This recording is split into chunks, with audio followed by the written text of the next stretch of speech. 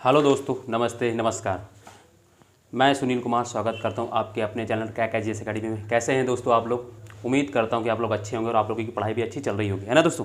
तो हम लोग ने दोस्तों क्या हुआ था कि लास्ट क्लास में हम लोग ने क्या पढ़ रहे थे? रिवर्स पढ़ रहे थे। रिवर्स में हम लोग नदियाँ अपवाह तंत्र है ना, जिसको ड्रेनेज सिस्टम बोलते हैं, वो हम लोग शुरू किए थे। तो हम लोग आज उसी को आगे बढ़ाएंगे और उसमें क्या करेंगे, उससे पहले रिवीजन करेंगे जो हम लोग कल पढ़े थे। यानी हम लोग का यही रहता है कि जो पिछली क्लास में किए होते हैं, है ना, लास्ट क्लास में, तो उसको पहले हम लोग रिवीजन करते हैं, फिर उसके बाद में उससे आगे बढ़ते हैं, क्योंकि लिंक करना होता है, थोड़ा माइंड को ज्योग्राफी में लाना होता है कि ज्योग्राफी पढ़ने जा रहे हैं तो उससे रिलेट करना होता है। तो इसलिए थोड़ा 2-4-5 मिनट लगेगा। हाँ दोस्तों, और जो भी मेरे चैनल में नया हो तो दोस्तों उसको क्या करना है कि चैनल को मतलब क्या करना है, क्लास को रुक के देखना है। पूरी क्लास देखेंगे तभी आपको एनालाइज होगा कि मैं कैसा पढ़ाता हूँ, मेरी क्लास कैसी है या मेरा कंटेंट कैसा है, ठीक है। तो आप लोग को डिसाइड करना है बाद में फिर। और अगर मेरी क्लास अच्छी लगे तो आपको क्या करना है, सब्सक्राइब करना है और दूसरों को शेयर भी करना है और लाइक भी करना है, ठीक है दोस्तों। तो चलिए हम लोग अपनी क्लास शुरू करते हैं। क्लास शुरू करने के पहले हम लोग क्या करते हैं, हमने क्या कहा कि पहले हम लोग रिवीजन करेंगे। तो रिवीजन के क्रम में हम लोग दोस्तों अगर बात करते हैं तो पहले मैंने बताया था कि हम लोग शुरू किए थे अपवाह तंत्र, जिसको, ठीक है दोस्तों, अपवाह तंत्र यानी ड्रेनेज सिस्टम। क्या दोस्तों? ड्रेनेज सिस्टम, ठीक दोस्तों। इसको हम लोगों ने क्या किया था, 2 पार्ट में बांटा था दोस्तों। कौन कौन से 2 हैं? तो अगर मैं इनकी बात करता हूं दोस्तों, तो मैं पहला अगर इसमें बताऊं तो पहला कौन सा है दोस्तों, तो मैंने इसको बांटा था, इसमें 2 नदियां हैं। कौन कौन सी दोस्तों? हिमालय की नदियां, ठीक है ना, हिमालय की नदियां, हिमालय की नदियां। दूसरा दोस्तों प्रायद्वीपीय भारत की नदियां, प्रायद्वीपीय नदियाँ, यानी प्रायद्वीप में जो नदियाँ हैं उनको पढ़ना है। इसको दोस्तों हम लोगों ने क्या किया था, इसमें हम लोग कौन कौन सी 3 नदियाँ पढ़ेंगे, इसमें हम लोगों ने 3 नदियाँ पढ़ेंगे दोस्तों। 3 नदी कौन कौन सी? तो दोस्तों ये 3 नदी तंत्र है पूरा, यानी हिमालय से जो 3 बड़ी नदियाँ निकलती हैं और बाकी जो है उसकी ही, इन तीनों नदियों की ही सहायक नदियाँ हैं। तो इन तीनों नदियों को पढ़ेंगे तो वो छोटी छोटी जो नदियाँ हैं और भी, जैसे कि हम बोलते हैं रामगंगा, गौरी गंगा, गंडक, कोसी, ये सारी नदियाँ ना, है ना, ठीक है। तो और झेलम, चेनाब, रावी, ये सब हिमालय से ही निकलती, बट ये सारी नदियाँ क्यों हैं, किसी न किसी की सहायक नदी हैं, तो हम साथ में इनको पढ़ते चलेंगे। तो 3 बड़े हम लोग बनाएंगे। तो इसमें अगर जैसे मैं बोलूँ पहला, तो इसमें हम लोग वेस्ट से अगर देखते हैं, हिमालय में वेस्ट से चलते हैं, ईस्ट की ओर जाएंगे, यानी पश्चिम से पूर्व की ओर जाएंगे, तो 3 बड़ी नदियाँ दिखाई पड़ती हैं हमको। कौन सी दोस्तों? सिंधु नदी तंत्र जिसको बोलते हैं, ये होता है पहला। इसका पूरा एक तंत्र है इसके बारे में ना, ठीक है। फिर इसके बाद जिससे मैं बोलूँ तो फिर इसके बाद क्या होता है, गंगा नदी तंत्र। फिर तीसरा आता है दोस्तों ब्रह्मपुत्र नदी तंत्र, ब्रह्मपुत्र नदी तंत्र। ये सर दोस्त, ठीक है। इसमें हम लोगों ने क्या किया था, इसको हम लोग 2 पार्ट में बांटा था इनकी नदियों को। एक तो दोस्तों हम लोग बांटा था कि पूर्व की ओर बहने वाली नदियाँ, यानी पूर्व की, यानी फ्लो के हिसाब से कि कौन किस दिशा में हो रही, तो पूर्व की ओर बहने वाली नदियाँ, है ना दोस्तों। फिर इसमें मैंने दूसरा कौन सा है, पश्चिम, यानी वेस्ट फ्लो, पश्चिम की और बहने वाली नदियाँ। ये हो गई दोस्तों इनका फ्लो। अब ये तो ठीक है, ये तो नदी तंत्र है, इनका तो समझ में आ गया। अब ये कौन सी ऐसी नदियां हैं जो प्रायद्वीप भारत में जो पश्चिम की ओर बहती, कौन सी पूरब की? कल मैं बता चुका हूँ रिवीजन, जैसे कि अगर इसमें मैंने बताया था कौन सी पूरब की ओर, कौन सी, यानी पूर्व की ओर जो जा रही, तो पहली मैंने बताया दोस्तों इसमें महानदी है। फिर दूसरी दोस्तों गोदावरी बताई मैंने, इसमें बड़ी बड़ी ये 4 नदी तंत्र हैं, गोदावरी। फिर इसके बाद मैंने इसमें कृष्णा बताया दोस्तों आप लोगों को कल। फिर दोस्तों कावेरी, ये हो गई। और थी एक वेगई, है ना, जो साउथ में है। फिर इसके बाद मैं इसमें बताऊं तो मैंने इसमें 2 बड़ी बताई थी, मैंने कहा था इसमें 2 इंपॉर्टेंट, जैसे एक तो नर्मदा, कौन सी दोस्तों, नर्मदा नदी। दूसरा दोस्तों ताप्ती, उसको तापी भी बोलते हैं, ताप्ती नदी। फिर इसी में दोस्तों एक और होती साबरमती, जो भी जाके, ठीक है। फिर यहीं पे एक माही नदी। ये जो सब है ना वेस्ट की ओर फ्लो करती हैं, ठीक है ना, वेस्ट की ओर फ्लो करती हैं। तो ये सारा स्ट्रक्चर था। इसमें हम लोग सिंधु नदी तंत्र कल कर रहे थे इसी को हम लोग अब इसी में आज आगे बढ़ाएंगे दोस्तों, ठीक है। एक पहले हम इसमें देख लेते हैं सही चल रहा है कि नहीं। हाँ, सारा कुछ सही है। तो क्या करेंगे कि हम लोग इसमें शुरू करेंगे, ठीक है। तो अब ये हम लोग कल इसको पढ़ रहे थे, इसको आगे बढ़ाते हैं इसी क्रम में। तो पहले तो क्या करेंगे, हम लोग ने बताया था कि नदियाँ पढ़ने से पहले नदियों को हम लोग रिवीजन करेंगे, ठीक है दोस्तों। ये कर लिया था कल, ये था। आप लोग अगर कोई नया हो ना तो उसको क्या करना है कि पिछली क्लास देखेंगे तो बड़े आराम से ये सारी चीज़ें मिल जाएंगी आपको, ठीक है। और ठीक, तो इसमें अब देखो, इसमें मैंने क्या कराया था, मैंने इसमें आप लोगों को सिंधु नदी तंत्र का कुछ बताया था स्ट्रक्चर, मतलब सिंधु नदी तंत्र शुरू किया था। सिंधु नदी तंत्र मैंने इसमें कौन कौन सी, कहाँ से सिंधु नदी की उत्पत्ति होती है और कहाँ जाके गिर जाती है, मतलब ड्रेन खाली होती है, वो बताया मैंने इसमें। फिर इसकी 5 सहायक नदियाँ हैं, उसकी ओरिजिन कहाँ से होती है और कहाँ जाके मिलती है, ये सारी चीज़ें आज हम लोग क्या करेंगे, पहले तो उसका रिवीजन करेंगे, फिर उसको लिखेंगे। मतलब एक फॉर्मेट भी होना चाहिए लिखा हुआ, ताकि आप पढ़ें तो आपको पता भी चले कॉन्सेप्ट कौन कौन सा चीज़ कहाँ पर है ना। मतलब अभी मान लो पढ़ा रहे हैं, याद रहेगा, फिर भूल जाएंगे, तो क्या करें, आज हम लोग लिखने का काम करेंगे इसमें। तो मैंने कल यही कहा था कि पहले हम लोग क्या करेंगे, एक बार में क्या होगा, चीज़ों को समझेंगे थोड़ा हल्का, फिर उसके बाद उसमें और गहराई से चीज़ें उसमें जानेंगे, ठीक है ना। तो कल यही काम कर रहा था हम लोगों ने। तो जैसे सिंधु नदी तंत्र की अगर मैं बात करूँ, तो जैसे कि मैंने भारत में ये मैंने मैप बनाया था, मैं मैप इधर बनाता हूँ और इसमें है ना, ठीक है, मैं इसमें इसको रिवीजन कराता हूँ, ठीक है। रिवीजन जैसे कि करना है तो आप लोग कल क्लास देखेंगे, बट मैं इसको रिवीजन करता हूँ। जैसे कि मैं बताता हूँ, मैंने बताया था कि यहाँ पे कौन सी, ये मान लीजिए ये सिंधु नदी है, ये ऐसे जाके और ये खाली हो जा रही, कहाँ पर, अरब सागर में जाके गिर जा रही है ना। ये अरब सागर है, इसमें जाके ये गिर रही है, अरब सागर, ठीक है दोस्तों, अरब सागर में जाके गिर रही। और यहाँ पे कौन सी, यहाँ ऑरिजिन पॉइंट है, यानी ये जो है तिब्बत है तुम्हारा। ऑरिजिन पॉइंट मैंने कहाँ से बताया दोस्तों, इसका तिब्बत बताया था। तिब्बत है कहाँ से, मानसरोवर झील से। कहाँ से दोस्तों, मानसरोवर झील से बताया था मैंने इसका ऑरिजिन पॉइंट, ठीक है ना, मानसरोवर झील। तो ये यहाँ से निकलती है और उत्तर पश्चिम दिशा में भारत में है ना, वही हिमालय से ऐसे विस्तारित भारत के जम्मू एंड कश्मीर से होते हुए पाकिस्तान में प्रवेश करती है, और पाकिस्तान से दक्षिण होते हुए कराची से होते हुए ये चली जाती है, जाके अरब सागर में विलीन हो जाती है। ये तो ठीक है, ये बता दिया। तो फिर इसमें मैंने बताया इसकी 5 सहायक नदी, जिसमें से झेलम होती है, जो कहाँ से निकलती है, जम्मू कश्मीर के, है ना। पीर पंजाल है, पीर पंजाल के पास एक वेरीनाग झरना है, वेरीनाग झरने से निकलती है और वो ऐसे करके यहाँ पे ऐसे आके, ठीक है, ये होती है। फिर इसके बाद मैंने इसमें एक और नदी बताई थी दूसरी नीचे यहाँ पे दोस्तों, चेनाब बताई थी। जो चेनाब कहाँ निकलती है दोस्तों, हिमाचल प्रदेश से निकलती है। थोड़ा नीचे बना देता हूँ, हिमाचल प्रदेश से निकलती, हिमाचल प्रदेश से निकलती हुई और ये आगे ऐसे, ठीक है, ठीक है दोस्तों। फ़ोन किसका आ रहा है,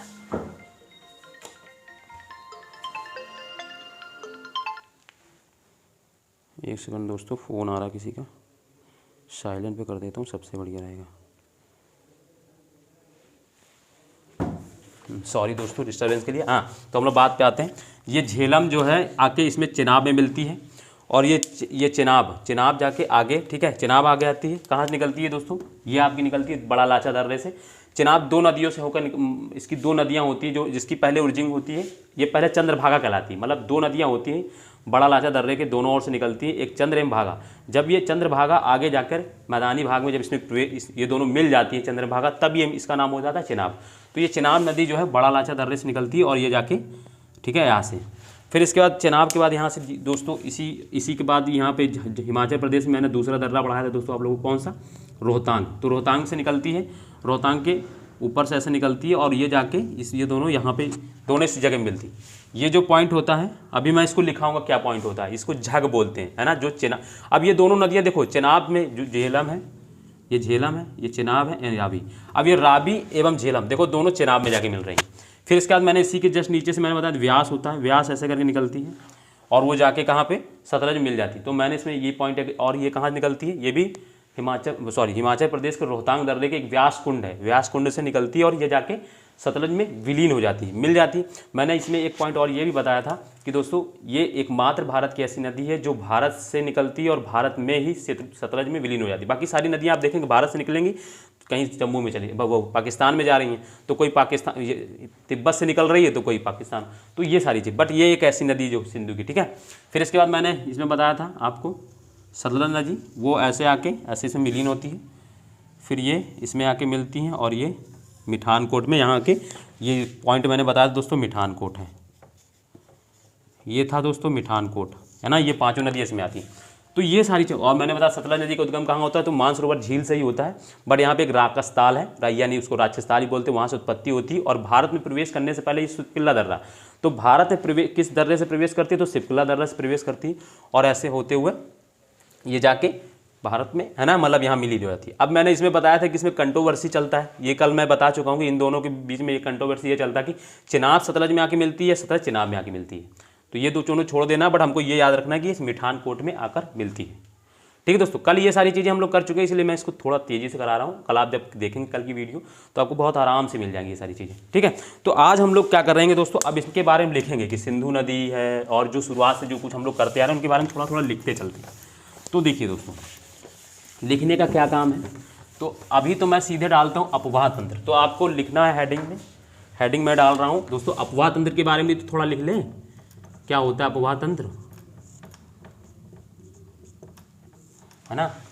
देखता हूँ चल रहा है सही सब कुछ, हाँ वेरी गुड, चलो ठीक है। तो अपवाह तंत्र, देखो अपवाह तंत्र में हम लोग का, अपवाह तंत्र के बारे में मैं लिखूँ तो इसमें लिखना है, ठीक है। अपवाह तंत्र क्या होता है, तो किसी भी, लिखते चलो हम लोग, मेरे साथ में लिखते चलना आप लोगों को, किसी भी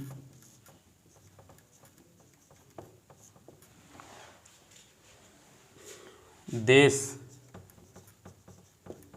का अपवाह तंत्र उसके उच्चावच, यानी ऊंचाई, उच्चावच लिखा होता है ज्योग्राफी में, ये शब्द ही लिखना आप लोग, उच्चावच, किसी भी देश का अपवाह तंत्र उसके उच्चावच एवं भूमि के ढलान, किस पे दोस्तों, भूमि के ढलान पर निर्भर करता है। किस पर निर्भर करता है दोस्तों, उच्चावच जो होता है वो या तो भूमि की ऊंचाई और उसका ढलान, यानी भूमि कितनी ऊंची है और उसका ढलान, जिस और ढलान होगा पानी उधर ही और तो जाएगा। एक तो ऊंचाई से निकलेगा, तो अब ऐसा तो पानी है नहीं कि नीचे से ऊंचाई की ओर जा रहा, कभी नहीं होगा। हवा चलती है, हवा नीचे से ऊपर की ओर चढ़ जाएगी, बट पानी हमेशा ऊंचाई से नीचे की ओर जाना। तो वही चीज़ है, किसी भी देश का अपवाह तंत्र उसके उच्चावच एवं भूमि के ढलान पर निर्भर करता है। तो ये चीज़ है, ये पॉइंट आपको समझना है, निर्भर करता है, ये हो गया इसका, ठीक है। फिर इसी में देखना है, अब ये तो उच्चावच की बात हो गई, मतलब अपवाह तंत्र कैसे काम करता है वो चीज़ हो गई, हम लोग देख चुके हैं। तो अब देखो अपवाह तंत्र कुछ नहीं होता, नदी के बहने का जो स्लोप होता है, या जो नदी होती है, जो नदी जिस क्षेत्र में बह रही, उसको पूरे को अपवाह तंत्र बोलते हैं।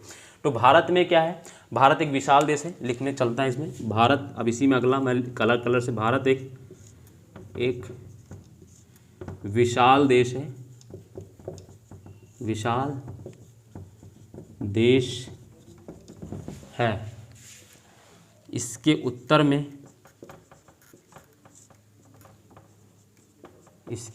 में हिमालय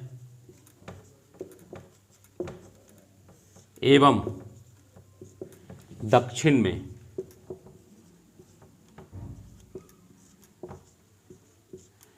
प्रायद्वीपीय पठार है, प्रायद्वीपीय पठार है, या प्रायद्वीप का पठार है, ऐसे भी लिख सकते हैं इसको। अगर और लिखना है तो लिख लो, प्रायद्वीप का पठार है ना। हम लोग पढ़े ना दोस्तों फिजिकल में, जब हम लोग पढ़ रहे थे फिजियोग्राफी, तो हमने बताया था प्रायद्वीप का पठार। तो भारत एक विशाल देश है, इसके उत्तर में हिमालय एवं दक्षिण में प्रायद्वीप का पठार है, हिमालय है। अब नदियां हम लोग ने देखा कि दो ही जगह से निकलती हैं, या तो हिमालय से इसका ऑरिजिन हो रहा है भारत में, है ना, ठीक है, या तो प्रायद्वीपीय पठार से। तो हमने देखा है कि हिमालय से जो 3 बड़ी नदियां थीं, और इसी आधार पर, ठीक है ना, फिर इसी में लिखना है, इसी आधार पर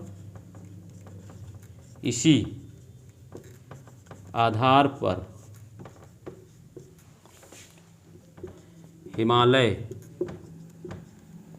की नदियों को दो, इसी आधार पर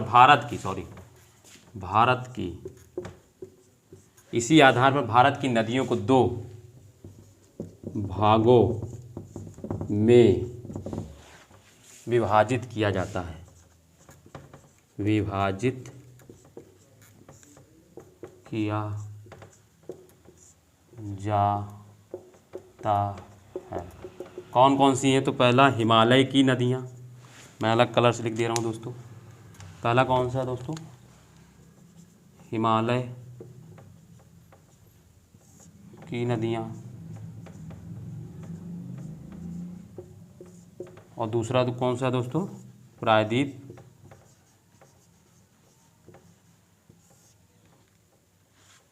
प्रायद्वीपीय नदियाँ। उसी प्रायद्वीप का पठार या प्रायद्वीप की नदियाँ है ना, प्रायद्वीपीय नदियाँ। तो ये दो हम लोगों ने पार्ट लिया है ना, जो हम लोगों ने डिवीज़न कर रहे थे उसको ऐसे पॉइंट में लिख लिया एक। ठीक है, ये हो गया। तो हिमालय की नदियों को हम लोग अगेन क्या करते हैं, अब हम लोग शुरू करते हैं हिमालय की नदियाँ। ये लिखो दोस्तों, जल्दी जल्दी लिखो, ठीक है ना। आज सिंधु नदी जो कल लिखा पढ़ाया था उसको कवर करना है आज, ठीक है। तो ये हो गया दोस्तों, लिख लिया होगा आप लोगों ने साथ में, जल्दी जल्दी लिखिए, मेरे साथ में लिखते चलिए। अब मैं क्या करता हूँ, ये तो हो गया अपवाद तंत्र के बारे में जानकारी कुछ, है ना, ताकि हम लोग शुरू करें, अगर कोई पूछे तो इसको लिखते समय थोड़ा होना चाहिए। इसके बाद हम लोग अब इसमें क्या शुरू करते हैं दोस्तों, हिमालय की नदियाँ। तो हिमालय की नदियाँ हेडिंग डालिए आप लोग अब साथ में। देखिए जैसा हम स्ट्रक्चर बनाया हम लोग वैसे ही पढ़ेंगे बस। अब ये क्या होगा, आपको भी सहूलियत रहेगी, ठीक है ना, आपको भी हमेशा पढ़ने में दिक्कत नहीं होगी। तो हिमालय की नदियाँ,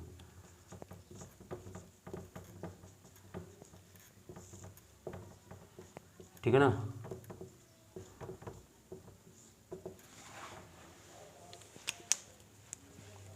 इसमें आप लोग का पहला पॉइंट ये रहेगा दोस्तों, हिमालय की नदियों में आप लोग का पहला पॉइंट ये रहेगा कि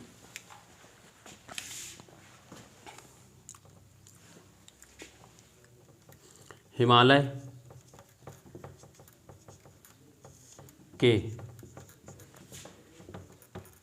पश्चिम से पूर्व की ओर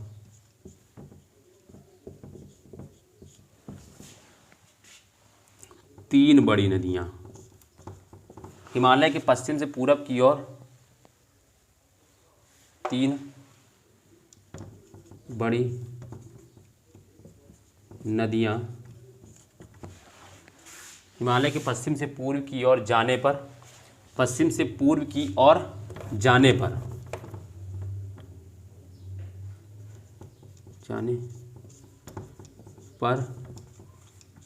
तीन बड़ी नदियाँ, तीन बड़ी नदियाँ मिलती हैं। मैं वही पॉइंट एकदम लोहे में, जैसे कौन कौन सी हैं, तो मैं उनका कौन कौन सी है दोस्तों, तो आप लोग को पता ही है, सिंधु, गंगा एवं ब्रह्मपुत्र। ये आपका पहला पॉइंट हो गया। अब दूसरा पॉइंट क्या रहेगा, इनको पानी कैसे मिलता है। तो हिमालय की नदियों का स्रोत, हिमालय की नदियों का स्रोत, यानी स्रोत मतलब सोर्स, ये नदियों, हिमालय की नदियों का स्रोत यानी प्राप्त कैसे होता है पानी, स्रोत, इसको मैं इंग्लिश में सोर्स भी लिख दे रहा हूँ ताकि और अच्छे समझ में। सोर्स, हिमालय की नदियों का स्रोत हिमनद एवं वर्षा का पानी है, वर्षा का यानी रेनफॉल, वर्षा का पानी है। इसीलिए इसी में आगे लिख लेना है, इसीलिए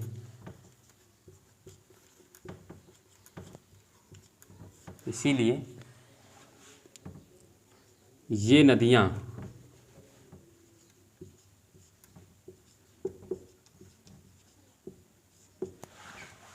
सदा नीरा कहलाती हैं, सदा नीरा होती हैं, मतलब हमेशा इनमें पानी रहता है। ये इसीलिए ये नदियाँ सदा नीरा होती हैं, कहलाती हैं या होती हैं, इसीलिए ये नदियाँ सदा नीरा होती हैं, मतलब सदा नीरा मतलब इनमें हमेशा पानी रहता है, तो ये कभी सूखती नहीं है, यानी, है ना, ठीक है, इसीलिए ये नदियाँ सदा नीरा होती हैं। अब इसमें लिखते हैं, आप ये भी लिख सकते हैं, इसीलिए ये नदियाँ सदा नीरा कहलाती हैं। अब कहलाती हैं ज़्यादा सही समझ में आपका आ रहा होगा, तो ये लिख लीजिए, ये इसीलिए ये नदियाँ सदा नीरा कहलाती हैं, ठीक है ना, यानी इनमें हमेशा का पानी रहता है इसीलिए, ठीक है। तो ये लिख सकते हैं आप लोग। तो ये चीज़ हो गई आप लोगों को 2 पॉइंट। फिर इसमें देखो तीसरा पॉइंट अगर आप लोग लिखना चाहें, ठीक है, सोर्स हो गया, और दूसरा तो हम लोग ने देख लिया कि कहाँ से कहाँ सोर्स हो गया। फिर इसके बाद देखो इसमें एक पॉइंट ये लिख लो, हिमालय की, हालांकि ये हम लोग पढ़ा चुके हैं जब मैंने उत्तर भारत का मैदान लिखाया था, तो हिमालय की नदियाँ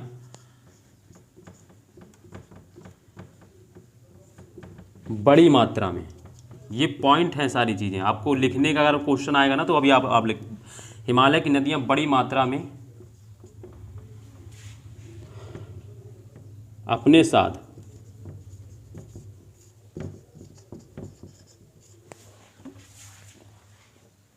जलोढ़ अवसादों, अपने साथ अवसाद, जलोढ़ अवसाद लेकर आती हैं, जलोढ़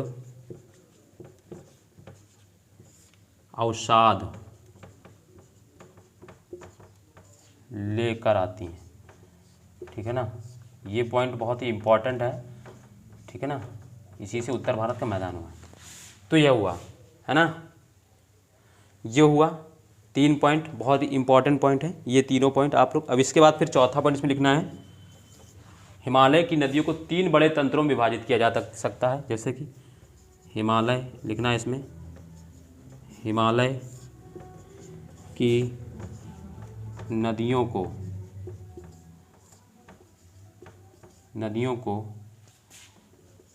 3 बड़े तंत्रों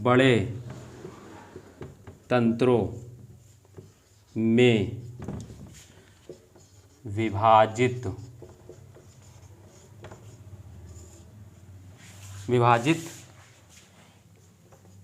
किया जा सकता है। तो पहला मैं लिख रहा हूँ, उसमें पहला नदी तंत्र कौन सा मैंने पढ़ा है दोस्तों, कौन सा लिखा है, तो सिंधु नदी तंत्र, सिंधु नदी तंत्र, ठीक है दोस्तों। फिर दूसरा मैंने इसमें कौन सा लिखा है दोस्तों, गंगा नदी एंड तंत्र। फिर तीसरा मैंने इसमें दोस्तों लिखा है ब्रह्मपुत्र नदी तंत्र। ये तीनों हैं दोस्तों, आप लोग लिखिए इसको, जल्दी जल्दी लिखिए दोस्तों, ये चीज़ें बहुत ही इंपॉर्टेंट लिखा रहा हूँ चीज़ें मैं आपको, ठीक है। ऐसा पढ़ाने का मकसद यही है कि आपको चीज़ें समझ में आए, ठीक है दोस्तों। तो सिंधु नदी तंत्र, गंगा नदी तंत्र एवं ब्रह्मपुत्र, ये हिमालय की नदियों के बारे में आपको अगर लिखना है तो शुरुआत ऐसे कर सकते हैं। आपको एक क्वेश्चन मैं तैयार करा दे रहा हूँ ऐसा, जो मेंस में अगर आप कभी पूछा जाए पीसीएस में या किसी अदर एग्जाम में अगर लिखने जा रहे हैं, तो आप पीसीएस में बड़े आराम से एक क्वेश्चन लिख सकते हैं इसमें लेकर, ठीक है ना। आपको लग रहा होगा कि चीज़ें, मैं पीपीटी से इसीलिए नहीं पढ़ा था क्योंकि पीपीटी पे ध्यान नहीं रहेगा, आप लिख रहे होंगे ना, तो आपका कॉन्सेंट्रेट मेरे तरफ, मेरी बातों को सुनने पर और इधर रह रहा है। पीपीटी में क्या होता है कि अरे बाद में देख लेंगे, है ना, बट हम यहाँ पे क्या है, आपको यहाँ पे चीज़ें बिल्कुल आराम से समझ में आ रही हैं। जो मैं बोल रहा हूँ आप जब लिखते हैं उस चीज़ को ना, तो आपके दिमाग में ज़्यादा टाइम तक रहता है दोस्तों। तो आप लोग ये लिख लिया होगा आप लोग, ठीक है दोस्तों, लिखिए 2 मिनट और, ठीक है। तो सिंधु नदी तंत्र ये हो गया, ठीक है ना। तो मिटा लूँ दोस्तों, तो मैं मिटाल रहा हूँ, हो गया होगा आप लोगों का। तो चलिए अब हम लोग क्या करते हैं, आप शुरू करेंगे दोस्तों सिंधु नदी तंत्र। देखिए एक स्ट्रक्चर बन रहा है कि नहीं बन रहा है, बिल्कुल सीक्वेंस से चीज़ें हो रही हैं कि नहीं हो रही हैं, कहीं ऐसा नहीं कि छोड़ दे रहे हैं, बीच में कुछ छूट जा रहा है। बिल्कुल आपको स्ट्रक्चर बनाया था मैंने इसीलिए कल आपका, क्योंकि आपका मैंने कल क्या किया था, कल आपको चीज़ें मैंने बताई थी। अब आपको उसमें हम लोग गहराई में जा रहे हैं चीज़ें। ये होता है पढ़ने का तरीका, पहले ही अगर एक ही दिन में सब खाने की कोशिश करेंगे तो नहीं पचा पाएंगे। धीरे धीरे खाइए, धीरे धीरे चीज़ों को पहले थोड़ा सरल वे में जानिए, फिर उसका थोड़ा डीप जाइए, है ना, ये थोड़ा होता है चीज़ों में। तो अब हम लोग दोस्तों शुरू करते हैं सिंधु नदी तंत्र।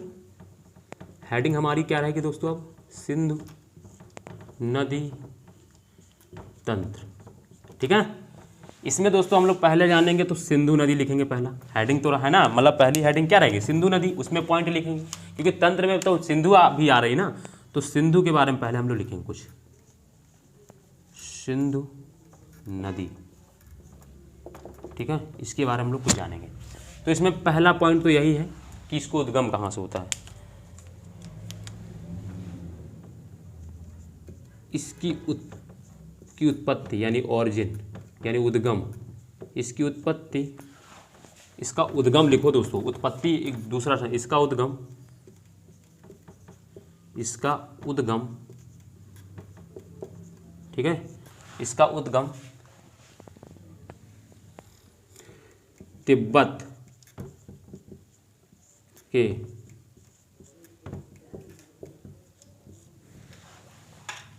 एक सेकंड, सॉरी दोस्तों, एक सेकंड डिस्टरबेंस के लिए सॉरी, वो थोड़ा रॉड है। ठीक है दोस्तों, तो इसका उद्गम तिब्बत के पठार, इसका उद्गम तिब्बत के पठार में स्थित इसका उद्गम तिब्बत के पठार में स्थित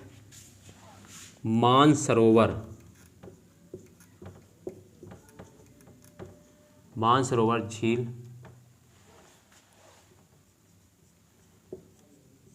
के निकट से होता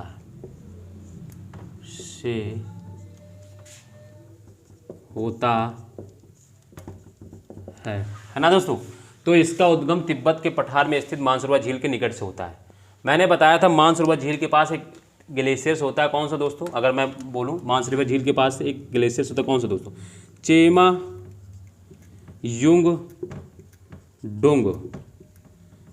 युंग डुंग ग्लेशियर, यानी इसको हिंदी में हिमनद बोलते हैं, हिमनद।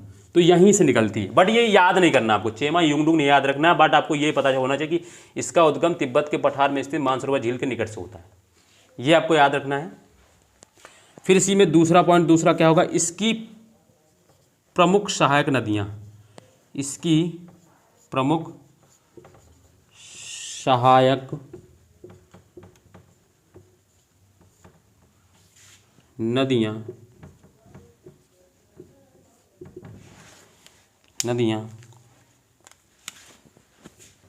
झेलम, सीक्वेंस याद रखना, झेलम, चिनाब,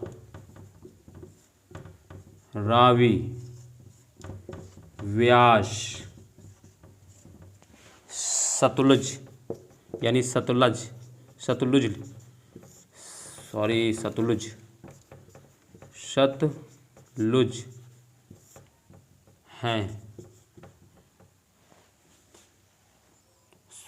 हैं जो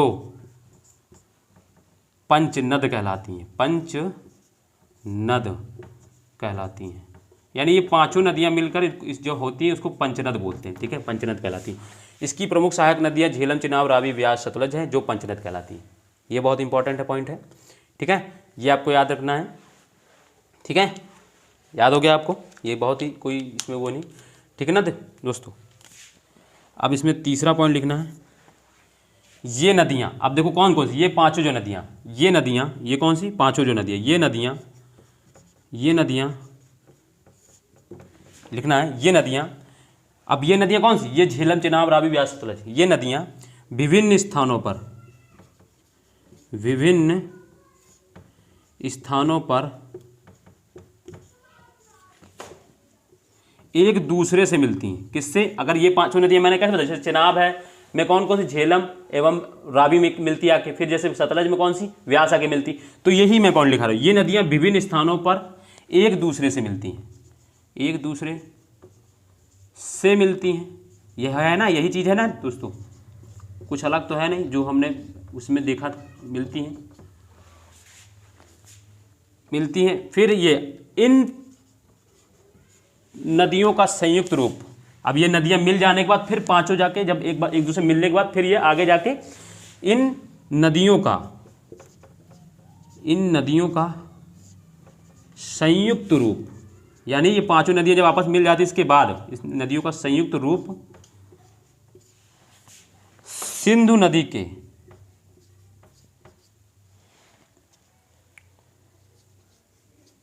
इन नदियों का संयुक्त रूप सिंधु नदी में,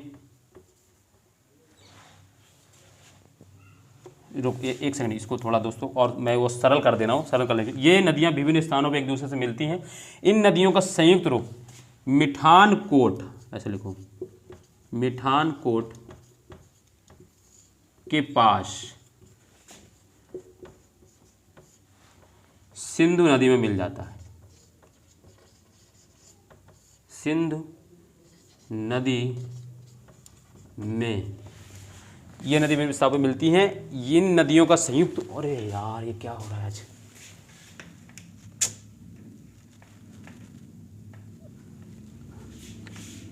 सॉरी दोस्तों डिस्टर्बेंस के लिए। रॉड क्या हुआ आज, इसको निकल जा रहा है ये, कोई दिक्कत तो नहीं है दोस्तों ना आप लोगों को? हाँ कोई दिक्कत नहीं है, थोड़ा वो डिस्टर्बेंस के लिए सॉरी।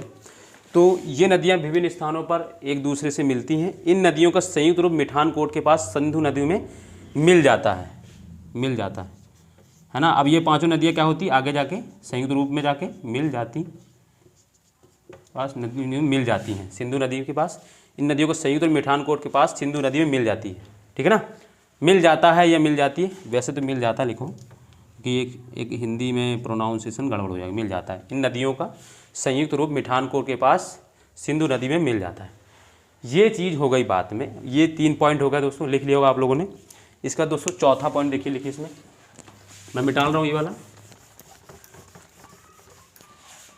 ठीक है ना। चौथा पॉइंट दोस्तों, सिंधु नदी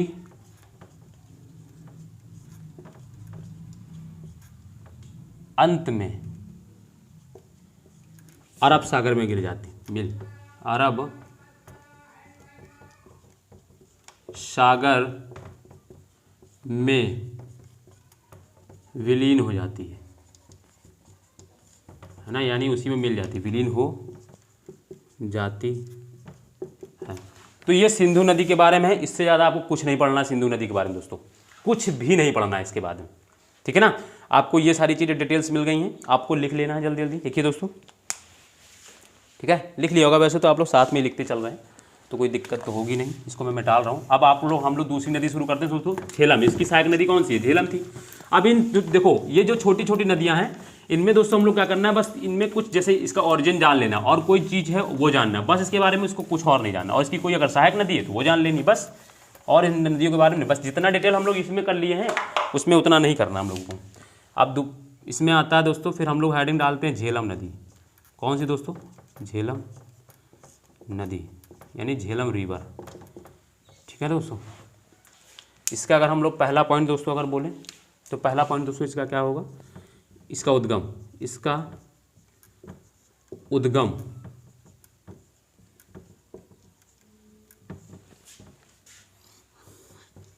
पीर पंजाल। पढ़ा चुका हूँ दोस्तों मैं ये सब, ये बहुत ही चीज़ें मैं बता चुका हूँ, इसीलिए मैंने इसको पहले पढ़ाया था। इसका उद्गम पीर पंजाल पर स्थित,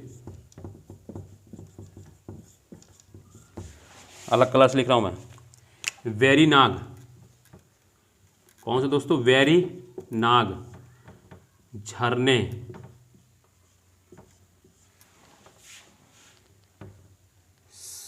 इसका उद्गम पीर पंजाल पर स्थित वेरीनाग झरने के निकट से होता है, के निकट से होता है। ये तो इसका उद्गम की बात हो गई, ठीक है ना, उद्गम हो गया, ठीक है। इसके बाद देखो इसमें दूसरा पॉइंट क्या लिखना है, इसी नदी पर लिखो दोस्तों, इसी नदी पर। इसी नदी पर का मतलब नहीं है कि नदी के ऊपर अब कुछ है, इसी नदी के किनारे, ऐसे लिख लो, इसी नदी के किनारे, वरना कंफ्यूजन हो जाएगी। इसी नदी के किनारे श्रीनगर बसा है। कौन सा दोस्तों, श्रीनगर बसा है, यानी श्रीनगर इसी नदी के किनारे स्थित है, ऐसे लिखा ना, बसा है मतलब वही चीज़ है, इसी नदी के किनारे श्रीनगर बसा है। ये बहुत इंपॉर्टेंट हो जाएगा, कभी पूछ लेगा कि श्रीनगर किस नदी के किनारे बसा है, तो आपको याद होना चाहिए झेलम, ठीक है। फिर इसके बाद क्या लिखना है, इसकी सहायक नदी, मैंने पढ़ा है ना, किशन गंगा एवं पंच, इसकी प्रमुख सहायक नदी है, इसकी, बस एक मैं लिखा रहा हूँ, बाकी मैंने वहाँ पे आपको कराया है, किशन गंगा मैंने, ठीक है, पंच मैंने। इसकी प्रमुख सहायक नदी, इसके बारे में कुछ मुझे लिखना है। इसकी प्रमुख सहायक नदी किशन गंगा है, किशन गंगा है, जो पाकिस्तान में, ये पाकिस्तान, जो पाकिस्तान में नीलम कहलाती है दोस्तों। क्या कहलाती है? नीलम, नीलम कहलाती है। तो ये इसका ये याद रखना है कि इसकी प्रमुख सहायक नदी कौन सी है? झेलम की, तो किशन गंगा है। नीलम एक बार क्वेश्चन आ चुका है ना दोस्तों, इसीलिए बहुत इंपॉर्टेंट है ये नदी कहलाती है। हो गया? बस इतना लिखना है इसके बारे में, बस और कुछ नहीं लिखना है। और ये जाके आगे कहाँ मिल जाती है? चिनाब। चिनाब में एक स्थल है झग। तो मैं जब वो चिनाब लिखाऊंगा तो चिनाब में ही लिखा दूंगा कि चिनाब में झेलम एवं चिनाब जो है उस पर आके विलीन हो जाती। तो ये मैं उसमें चिनाब में पॉइंट लिखा दूंगा। बट ये याद रखना कि ये झेलम जाके कहाँ मिल जाती, किस में जाके मिल जाती? तो चिनाब में। हो गया दोस्तों ये? तो दोस्तों लिख लिया होगा आप लोगों ने, मिटा लूँ मैं इसको। झेलम भी क्लियर हो गया आप लोगों का। फिर इसके बाद दोस्तों अब आएगी दोस्तों कौन सी दूसरी नदी इसके बाद? इसकी प्रमुख, सिंधु की प्रमुख सहायक नदी में कौन सी बड़ी दो नदी? दूसरा दोस्तों क्या होगा? चिनाब। कौन सी दोस्तों? इसको मैं, कौन सी दोस्तों? चिनाब नदी। अब इसका क्या होगा पहला पॉइंट दोस्तों? इसमें देखते तो चलो, इसमें दोस्तों पहला पॉइंट कौन सा होगा? तो इसका उद्गम, ये ऐसे मत लिखो, ये ऐसे ही लिखो। अच्छा छोड़ो मैं पॉइंट सोच रहा हूँ थोड़ा इजी हो जाए, बट बनेगा नहीं। इसका उद्गम बड़ा लाचा दर्रा के, बड़ा लाचा दर्रे के दोनों ओर से चंद्र एवं भागा नाम से होता है। चंद्र एवं भागा नाम से होता है, जो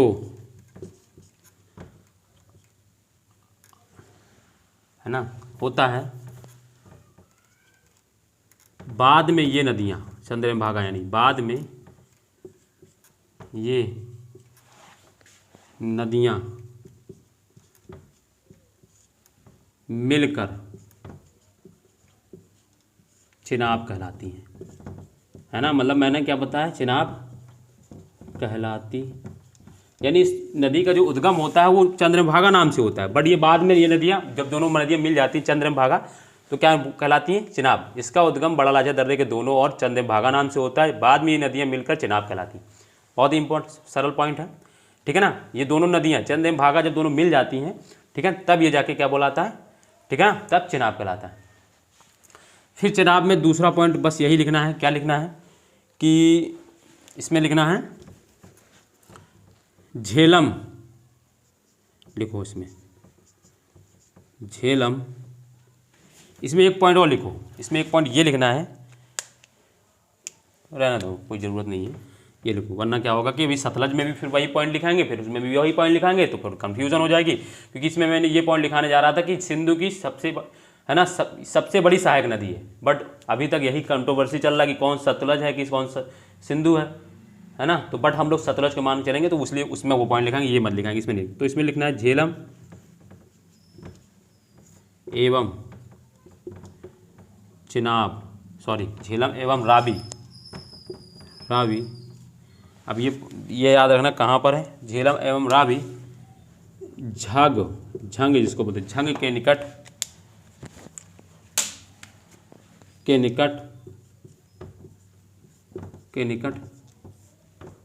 चिनाब में आकर मिल जाती है, ये पॉइंट हो जाता है, ठीक है। तो ये अब मैंने लिखा दिया कि चिनाब में कौन कौन सी नदी आके मिल जाती हैं? रावी एवं झेलम, ठीक है ना। तो अब ये इसके बाद पॉइंट हो गया, काम खत्म हो गया दोस्तों। चिनाब लिख लिया? लिख लो जल्दी जल्दी फटाफट, बहुत सही, कोई दिक्कत नहीं हो रही है। तो ये हो गया चिनाब नदी के बारे में दोस्तों। अब दोस्तों झेलम हो गया, चिनाब हो गया, रावी लिखना है, ठीक है ना। रावी नदी के बारे में तो होगा अब। तो देखो दोस्तों रावी, अब दोस्तों रावी नदी। अब इसका भी सिर्फ ऑरिजिन पॉइंट लिखना है। क्या लिखना है, वो तो बता ही दिया कि कहाँ जाके किस में जाके मिल जाती है। तो रावी कहाँ मिलती है दोस्तों, तो रावी का उद्गम कहाँ होता है, इसका उद्गम, अब ये बड़ा लाचा दर्रा एवं रोहतांग दर्रा मैंने पढ़ा रखा कि हिमाचल प्रदेश में, तो ये दोनों नदियाँ कहाँ से, हिमाचल प्रदेश से उद्गम हो रहा है इनका, है ना। रावी एवं किसका, क्या कहते हैं, चिनाब का। तो इसका उद्गम रोहतांग दर्रे, इसका उद्गम रोहतांग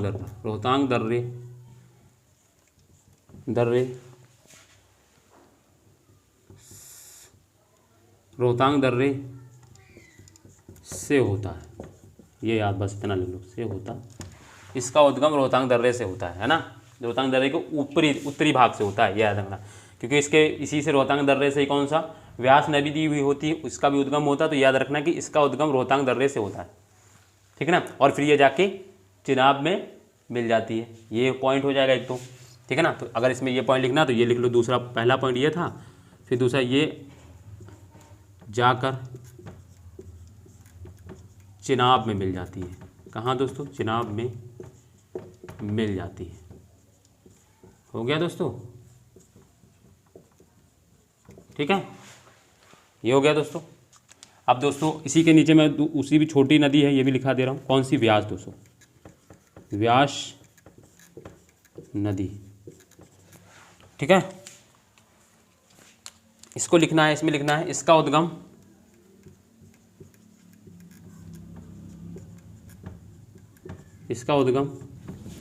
कहाँ से दोस्तों, रोहतांग दर्रे के पास स्थित रोहतांग दर्रे पर स्थित, इसको थोड़ा मैं अलग ही कर दे रहा हूँ, व्यास कुंड, यानी व्यास नदी है तो किस कुंड से, व्यास कुंड के पास से होता है। बस लिख लो, बढ़िया हो गया, अलग हो गया दोनों चीज़ें, नहीं तो लगता कि रोहतांग। तो इसका उद्गम रोहतांग दर्रे पर स्थित व्यास कुंड के पास से होता है ना। पास से होने का मतलब कि उसी के पास से होता है, तो ये याद रखना है, ठीक है। तो ये इसका हो गया। और ये पॉइंट पहला, ये दूसरा, यह कौन सी, सतलज, यह नदी हरिक्के के पास, हरिके के पास, हरिके नामक स्थल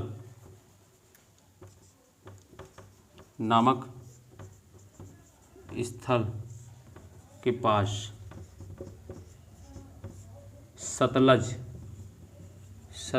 या सतलज जो भी लिखना है, सतलज नदी में मिल जाती है, नदी में मिल जाती है ना। कुछ कौन सा पॉइंट है जहाँ पे मिलती है, तो उसको हरिके बोलते हैं। यह नदी हरिके नामक स्थल के पास सतलज नदी में मिल जाती है, ये भी याद रखना। तो ये सतलज की सहायक नदी है और सिंधु की भी सहायक नदी है, ठीक है। तो ये चीज़ हो गई इसका।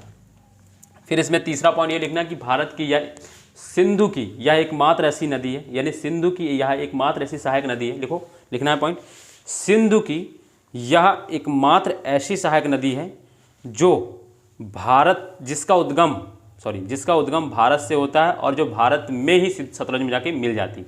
लिखना क्या है, यह सिंधु नदी की एकमात्र ऐसी सहायक नदी है जिसका उद्गम भारत से होता है और भारत में ही सतलज में विलीन हो जाती है। तो यही याद रखना है पॉइंट, ठीक है ना। फिर एक बार पॉइंट बोल रहा हूँ, यह सिंधु नदी की ऐसी सहायक नदी है ना, यह सिंधु नदी की एकमात्र सहायक नदी है जिसका उद्गम भारत से होता है और भारत में ही सतलज में विलीन हो जाती है। मैंने कल भी बताया था। तो ये पॉइंट हो गए, इसके 3 पॉइंट लिखने थे, ये 3 पॉइंट हो गए। अब इसके बाद दोस्तों आते हैं 5वां, कौन सी है नदी, लिख लिया होगा ना दोस्तों, बहुत छोटा छोटा पॉइंट है। इसके बाद दोस्तों, ठीक है, इसमें कुछ और नहीं लिखने इनके बारे में, जो जहाँ पे जो इंपॉर्टेंट मैं वो लिखा दे रहा हूँ दोस्तों, है ना दोस्तों। अब आते हैं सतलज, ये इसको याद रखना है, इसके से क्वेश्चन पूछे जा चुके हैं। तो बड़े ब्लैक कलर से लिखता हूँ, डार्क से। कौन सा दोस्तों? सतलज, या सतलुज भी बोलते हैं, सतलज नदी, ठीक है ना। तो ठीक है, इसका उद्गम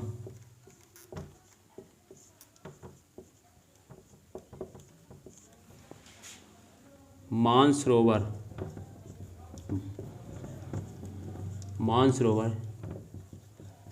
झील के निकट स्थित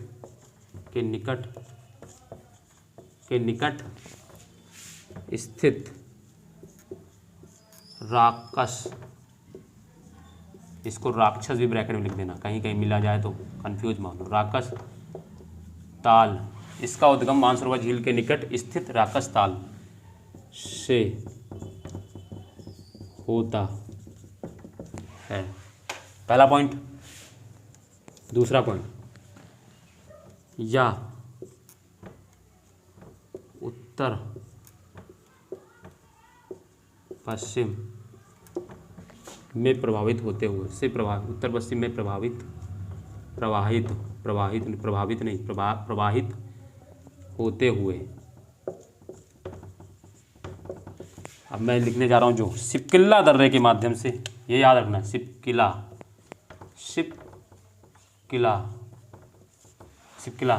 दर्रे के माध्यम से भारत में प्रवेश करती है। किस सिपकिला दर्रे के माध्यम से भारत में प्रवेश करती है,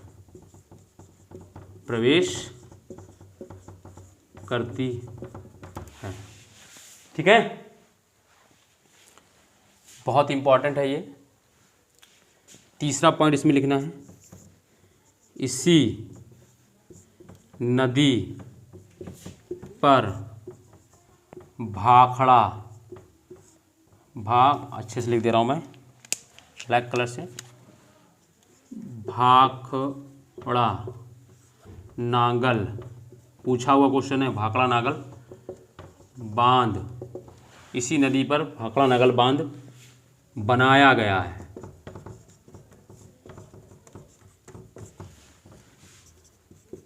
ठीक है ना, हो गया। तो इसका उद्गम मानसरोवर झील के स्थित राक्षस ताल से होता है, या उत्तर पश्चिम में प्रभावित होते हुए सिपकिला दर्रा के माध्यम से भारत में प्रवेश करती है। इसका इसी नदी पर भाखड़ा नागल बांध बनाया गया है। ये हो गया एक। तो चौथा पॉइंट इसमें लिख लो दोस्तों, क्या लिखना है चौथा पॉइंट? तो यह जाकर सतलज, है ना, इसमें लिख देना है, यह सिंधु नदी की सबसे बड़ी सहायक नदी, बस ये पॉइंट लिखो।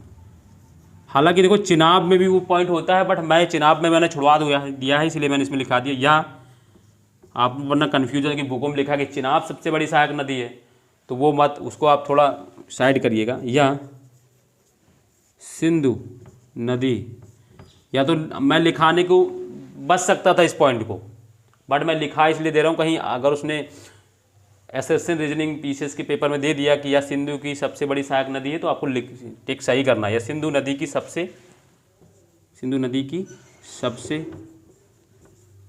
बड़ी सहायक नदी है। ठीक है ना, बड़ी सहायक नदी है ना, यह सिंधु नदी की सबसे बड़ी सहायक नदी है। तो ये हो गया इसका काम, ठीक है ना, फिनिश। ये टॉपिक्स दोस्तों होता है अब ख़त्म। आप लोग इसको लिख लिए दोस्तों, और मैं देखता हूँ कि सही है कि नहीं, सब कुछ बिल्कुल सही चल रहा है। तो दोस्तों हम लोग का ये टॉपिक्स अब ख़त्म होता है, लिख लो इसको आराम से, कोई दिक्कत नहीं है। तो हम लोग सिंधु नदी को ख़त्म कर चुके हैं।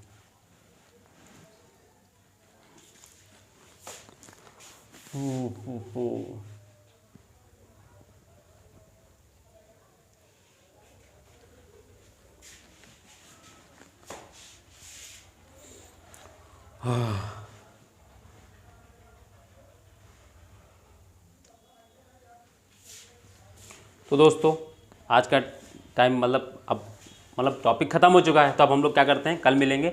हाँ दोस्तों, जो भी मेरा दोस्त नया जुड़ा हो और जिन्होंने शुरू से लेकर अभी तक क्लास देख ही रही हो, अगर देखी हो तो उसको क्या करना है, अगर पसंद आई हो तो क्या करना है, सब्सक्राइब करना, लाइक करना, दूसरों को शेयर करना ना भूलें। ठीक है दोस्तों, तो इसी के साथ हम लोग दोस्तों कल मिलेंगे। बाय बाय, सत श्री अकाल, धन्यवाद, ध्यान रखिए। हाँ, वोटिंग होने वाली है यूपी में, जो भी अगर इस मेरे इधर तो परसों 23 तारीख को होने वाली है, तो जो भी वोट देने के लिए एलिजिबल हैं ज़रूर ही वोट दें। अपनी जो भी पार्टी को आप लोग सपोर्ट करते हैं उन्हें दें, ताकि देश के एक बड़े लोकतंत्र, हमारा देश भारत जो है बड़ा लोकतंत्र है, भारत का विश्व का सबसे बड़ा लोकतंत्र है, तो उस लोकतंत्र के निर्माण में आप भी थोड़ा योगदान करें।